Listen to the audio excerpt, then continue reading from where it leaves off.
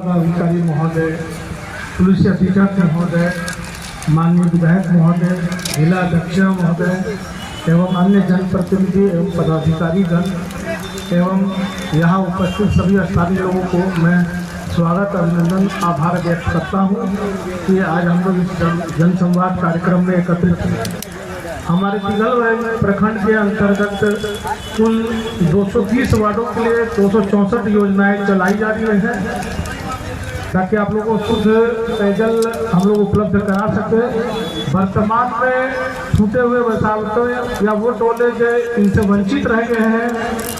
उनके लिए लगभग 104 नई योजनाओं का हमारे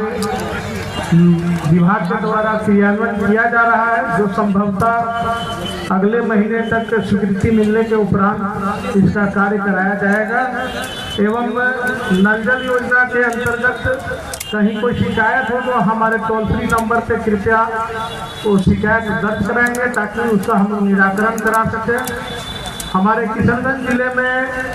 आयरन कंटेंट बहुत ज़्यादा होने के कारण जो है नल जल योजना में आयरन रिमूवल प्लांट लगाया गया है एवं समय समय पर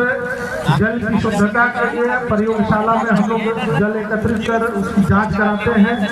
एवं अगर अशुद्धि पाई जाती है तो समय समय पर फिल्टर मीडिया में भी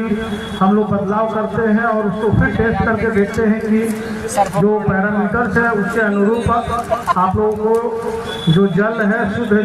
पेयजल मुहैया हो रहा है या नहीं। इसी के साथ मैं अपना बात को विराम देता हूँ।